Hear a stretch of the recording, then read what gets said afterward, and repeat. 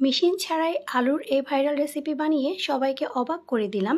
আর এটা বানানো এতটাই সহজ যে আপনি যদি একবার বাসায় বানানো শিখে যান তাহলে আর কখনোই বাহির থেকে কিনে খেতে হবে না। আর এটা দোকানের থেকেও কিন্তু অনেক বেশি টেস্টি হয়। আর আজকের এই সহজ ভাইরাল আলু রেসিপিটি তৈরি করার জন্য আমি প্রথমেই এখানে কিছু আলু নিয়ে নিয়েছি। এখন আলুগুলোর খোসা ছাড়িয়ে নিব। আলুগুলোর খোসা ছাড়িয়ে নেওয়া হয়ে গেলে আমি এখন এখানে একটা সালাদ কাটারের সাহায্যে আলুগুলোকে স্লাইস করে কেটে নিচ্ছি। আপনাদের হাতের কাছে যদি এরকম কাটার না থাকে সেক্ষেত্রে আপনারা কিন্তু চাইলে সবজির খোসা ছাড়ানোর জন্য যে পিলারটা থাকে সেই পিলারের সাহায্যেও কিন্তু আপনারা আলুগুলোকে কেটে নিতে পারেন। আপনারা এই রেসিপি তৈরি করার সময় অবশ্যই আলুটা নির্বাচন করার ক্ষেত্রে মাঝারি সাইজের আলুটা নেবেন।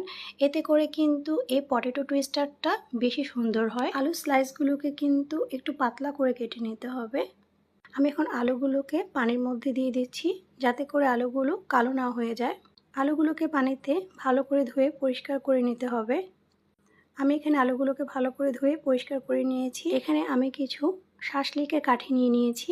আর এখন আমি শাসলিকের কাঠির মধ্যে আলুগুলোকে গেঁথে নিচ্ছি। আলুগুলোকে এইভাবে একটু ভাঁজ করে নিয়ে তারপর আলুগুলোকে কাঠির মধ্যে গেঁথে নিতে হবে। আমার এখানে সবগুলো আলু গেঁথে নেওয়া হয়ে গিয়েছে। দেখতেই পাচ্ছেন দেখতে কতটা আকর্ষণীয় লাগছে। আমি এখন পটেটো টুইস্টার তৈরি করার জন্য একটা ব্যাটার তৈরি করে নিব। আর এই জন্য প্রথমেই একটা বাটিতে দিয়ে দিচ্ছি আটা। আপনারা চাইলে কিন্তু এখানে ময়দাটাও নিতে পারবেন। এরপর আমি এখানে দিয়ে দিচ্ছি কিছু কর্নফ্লাওয়ার। তবে আপনারা চাইলে কর্নফ্লাওয়ারের পরিবর্তে এখানে চালের গুঁড়াটাও ব্যবহার করতে পারবেন। এরপর আমি এখানে দিয়ে দিচ্ছি স্বাদ মতো লবণ। আর আমি এখানে দিয়ে দিচ্ছি সামান্য একটু লাল মরিচের গুঁড়া। এরপর আমি এখানে দিয়ে দিচ্ছি 1 চা চামচ পরিমাণ সয়া সস। আর দিয়ে দিচ্ছি 1 চা চামচ পরিমাণ টমেটো সস। এরপর আমি এখানে দিয়ে দিচ্ছি একটু লেবুর রস। এখন এখানে আমি পরিমাণ মতো পানি দিয়ে একটা ব্যাটার তৈরি করে নিব। প্রথমে কিন্তু বেশি পানি দিতে যাবেন না, অল্প অল্প করে পানি দিয়ে তারপরে কিন্তু এখানে একটা স্মুথ ব্যাটার তৈরি করে নিতে হবে।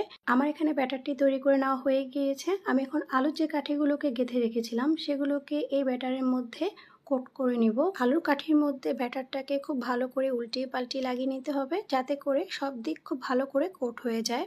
আমার এখানে সবগুলো পটেটো টুইস্টার রেডি হয়ে গিয়েছে। আমি এখন এগুলোকে তেলে ভেজে নিব।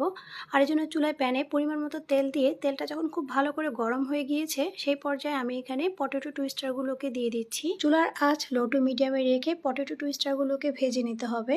এই পটেটো টুইস্টারটা তৈরি করা অনেক বেশি সহজ, কিন্তু খেতে স্বাদ মুখে লেগে থাকার মতো। বাচ্চা থেকে বড় সকলেই কিন্তু এই রেসিপিটা একবার দেখার পরেই চট করে তৈরি করে নিতে পারবে। আর এটা তৈরি করতে কিন্তু উপকরণও লাগে একদমই কম। তাই আপনারা চটজলদি বাচ্চাদেরকে বিকেলের নাস্তায় এটা তৈরি করে দিতে পারেন। বাচ্চারা কিন্তু ভীষণ পছন্দ করে খাবে। এই পটেটো টুইস্টারগুলো বাসায় কত সহজেই বানানো